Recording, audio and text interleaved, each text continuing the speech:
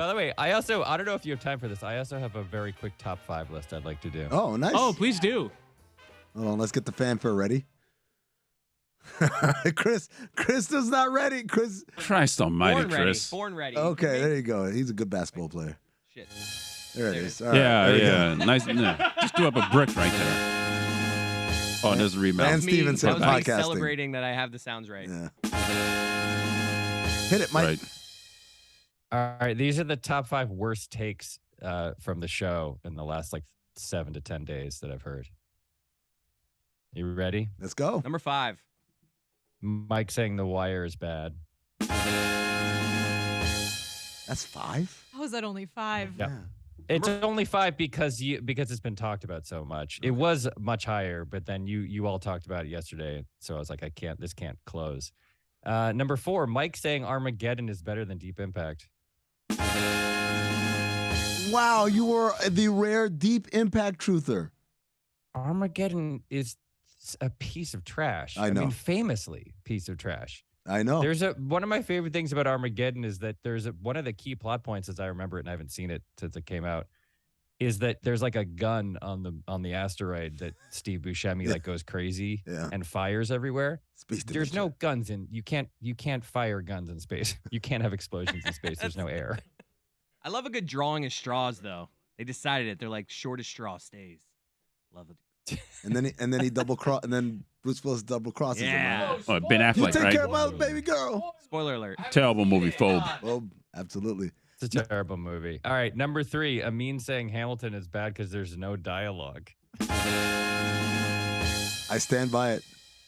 You're not allowed to talk about musicals. Tony's got my back. There's no dialogue is such a funny reason to hate a musical.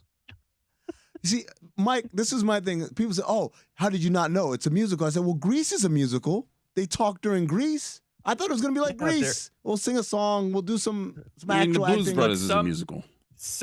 First of all, there is a little bit of dialogue, but also some musicals have dialogue and some of them don't. It's such a funny thing to say.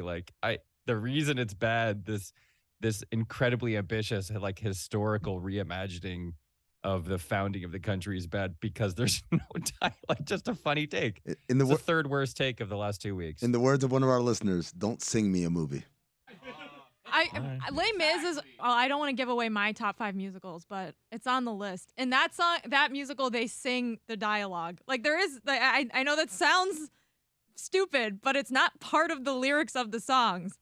Like when Javert's singing to Jean Valjean, and he's like, "Now calling prisoner 24601, your time is up and your parole's begun." They're just singing the words. And I mean, Dumb down. Annoying as shit. There's just varying degrees of speaking and singing in all musicals.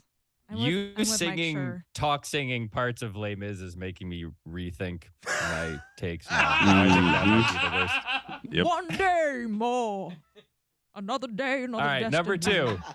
This isn't really a take, but Jessica insinuating that somehow the right way to watch television is while also online shopping and watching TikTok on 2 different screens. I just enjoyed hearing a lengthy discussion of Better Call Saul takes from a person who was devoting at most 33% of her attention to the most nuanced TV drama in history. Check out Mystery. Yeah, check out Mystery Crate this week. We dissected Better Call Saul. Mike, there are some shows I watch with my phone down. Better Call Still shopping though. Better Call Saul. But I The still have series my finale laptop. wasn't one of them. I have my laptop up though. Yeah. I just like that you're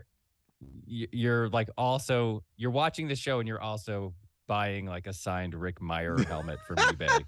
Yo, Then you're going on.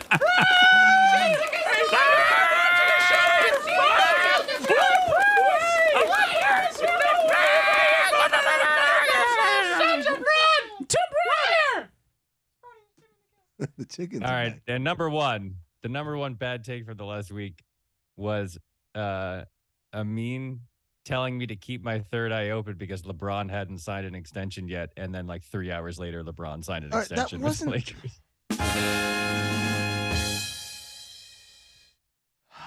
I feel like I have to keep explaining this The point was about Bronny and what Bronny's going to do. What LeBron did was sign an extension that has an opt-out after 1 year. Thus, the whole thing was you saying, and he hasn't signed yet. He's free after 23. What does that mean? And then like 1 second later, I listened to that as I was landing at LAX, and then I got in like by the time I like got my luggage and was in the car heading home, I was like, oh, LeBron signed a 2-year extension. This button bar is fun, man. Splash. Oh no. See you, Gary.